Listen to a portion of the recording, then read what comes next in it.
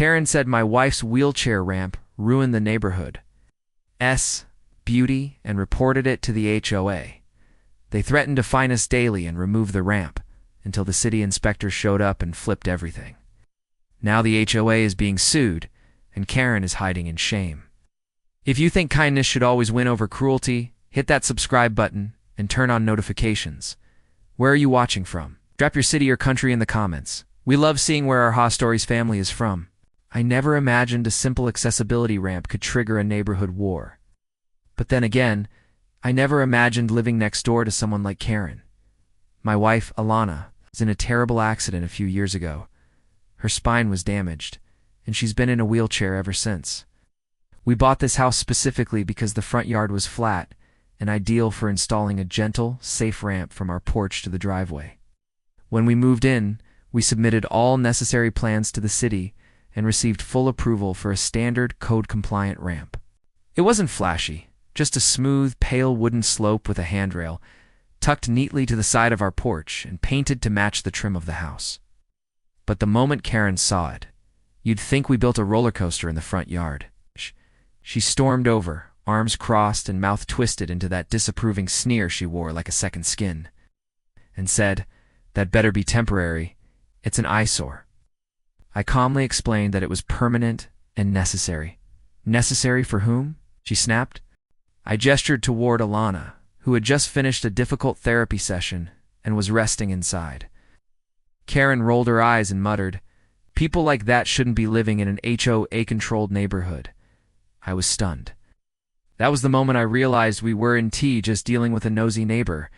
We were dealing with someone cruel. Someone who saw empathy as a weakness. Within days, we received a notice from the HOA demanding we remove the ramp or face fines of $200 per day.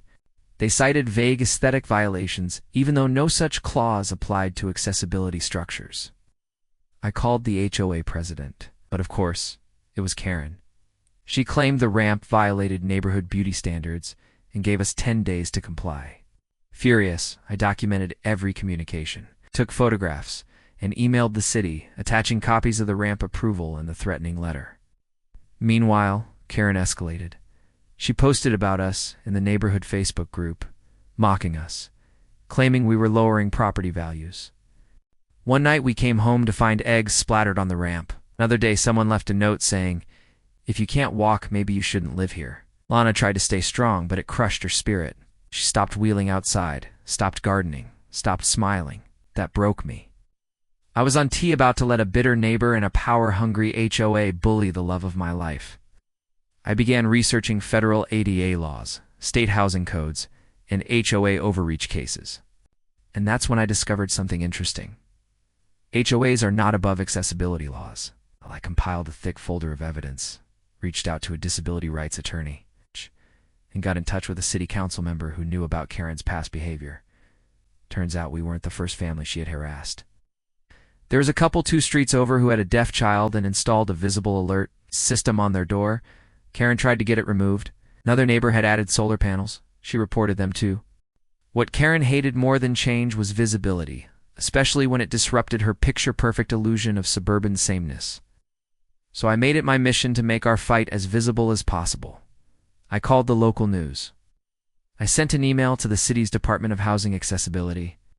Within 2 weeks, an inspector came to our house, walked the ramp, and shook his head in disbelief at the HOA's complaint.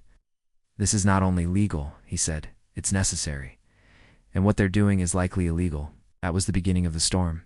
The inspector filed a formal complaint with the city attorney's office. Karen didn't see it coming. She had been so sure of her power, so certain that we would cave to her pressure. But now, the HOA was under investigation for civil rights violations. I got a call from a local disability advocacy group offering support. Then another from a nonprofit attorney who asked if we'd be willing to testify in front of the city council about HOA discrimination. Lana hesitated, but I reminded her. We weren't just doing this for ourselves. We were doing it for every person with a disability who had ever been told they didn't belong. So we said yes. And as the pressure built on the HOA, Karen started to panic. She stopped making Facebook posts. She started deleting her comments. And then, the city sent us a letter confirming. They were opening a lawsuit against the HOA for violating the Americans with Disabilities Act and local accessibility statutes.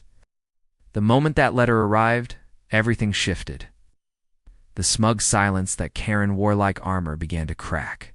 She tried to rally the board, but the other members, who had blindly supported her until now, began to distance themselves.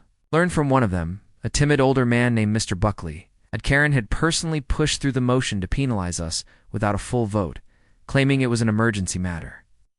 That procedural error became another nail in the coffin of the OS legal defense. Meanwhile, the city attorney subpoenaed OS meeting records, internal emails, and vote logs. The neighborhood buzzed with gossip. A local journalist published a feature story titled "Ramp to Justice: When Accessibility Meets HOA Tyranny," and our front yard became the backdrop for news interviews, support rallies, and candlelight vigils for disability rights. Alana sat on the porch one evening in her wheelchair, surrounded by neighbors who had come to support her, their children drawing chalk hearts on the driveway. For the first time in months, she smiled, truly smiled. Karen couldn't stand it. One morning, we caught her on our security cam walking by and muttering, "This circus won't last." But it did. It grew.